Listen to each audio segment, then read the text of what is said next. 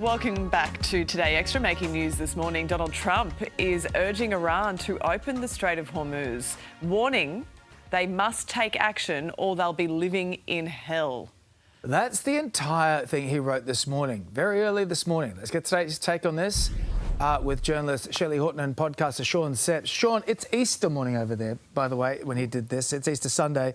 This is one of the most powerful men in the world, and he's just going into his own social media and saying words that are not only like violent words that you don't hear a president say with the swearing, but also basically saying he will commit a war crime in whatever day's time. Is this... I know we're not in normal times, but what did you make of this morning when you got up? I woke up and I wasn't surprised. I think that's the problem. I think the question is like, has he lost the plot? Comes out a lot. He's rewritten his own version of the plot and we're just following along. It's sad. I feel an intense sense of survivor guilt, kind of being here and watching it happen from afar. And I'm definitely afraid for what it means for Australians. I think for a long time it felt like he was so far away. It was a problem of a man who was wild in another country. We could look and watch it like it was an entertainment show. But the reality is threats like this have the ability to change our fuel problem in this country for better or for worse. Yep. And if we pretend that his social media messages have no consequences, we're lying to ourselves. This could positively or negatively impact the way that people vote.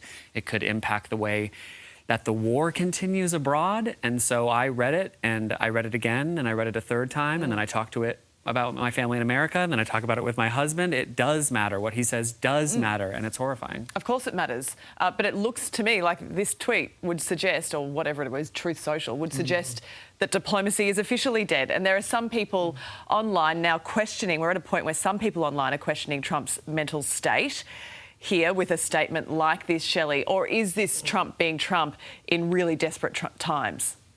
No, I think this is a step too far. I think this is actually unhinged. And the fact that he was swearing really was a sign to me. And he had another one of his posts that he signed off, praise be Allah. Like, that is not the action of someone who's trying to negotiate peace. That is someone who has really lost the plot. And I think I agree with Sean. This is no longer that we can just write it off and go, oh, that's just Trump being Trump. This is affecting the whole world. And we need to take it seriously. And I feel like some sort of action needs to be taken to rein him in, because I think it's correct that the Iranians have said that he's now threatening war crimes by threatening to bomb bridges and civilians. So it's really getting out of control. And as Sean said, the longer this war, or whatever he wants to call it, excursion keeps going, and the longer puts pressure on petrol, the longer it has an effect on us in this country too. People get angry, they can't afford things. And so we get this new polling, which is showing that One Nation is outperforming the coalition now in every state but Victoria. Shelley, I'll go to you first up there in Queensland, where it's had a huge bump. They are outperforming Labor there. What's going to happen now? What are you seeing? What are you hearing on the ground? Look, I think Queensland's a fairly conservative state anyway, and I think that it is just a huge level of frustration when it comes to the cost of living, fuel and interest rates.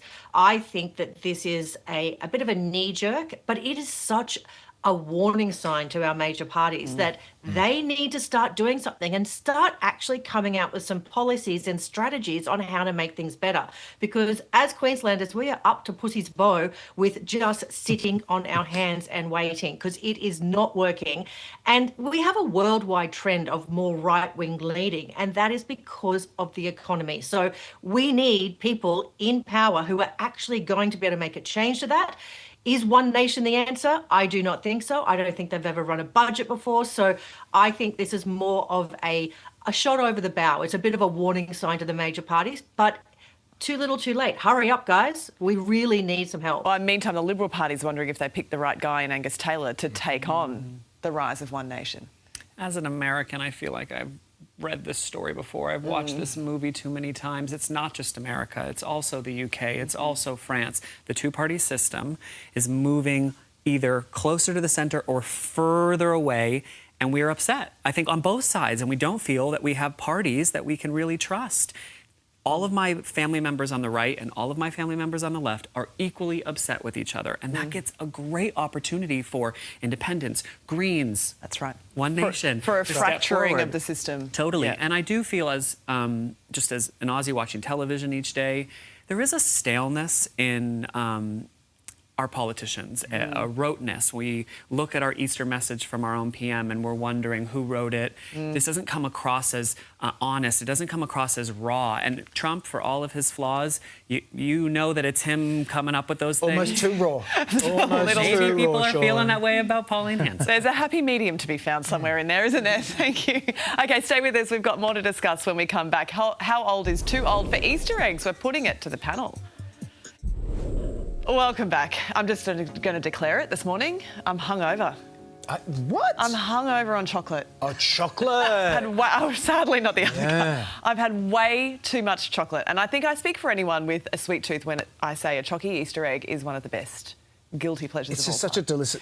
delicious form It's of better chocolate. than a block of chocolate. I don't know why, but it just is. It just is. So with Aussie spending $700 million on chocolate this Easter, it begs the age-old question that how old is too old to receive Chocky for Easter? Because Shelley and Sean are still here. And Sean, people came to my house with so many, every time they turned up, they're like, oh, look, I've got a bunny in my back. But don't give them any more chocolate. Put it in the bin. But I got nothing? You don't come to my house with any chocolate? I know Shelley knows this, but I don't think you two do. I don't like chocolate. What? What? So this is not a problem for me You already don't had like chocolate? at all. Haven't since I was Are a you little like a kid. carob guy? Are you one of I'm those? like a marshmallow, a sour lolly kind of guy. Okay. When Easter was around, we had Peeps, which were really popular in America and have landed here, Yeah, and Peeps, Woolies. my and kids are talking about the Peeps. marshmallow. So that's what I give to my kids with a little chocolate. OK, mixed but in. with kids... All right, we're not going to talk to you then. When's the Yeah, cutoff? Like, you're dead to us. I've never felt more disconnected to Sean in my life.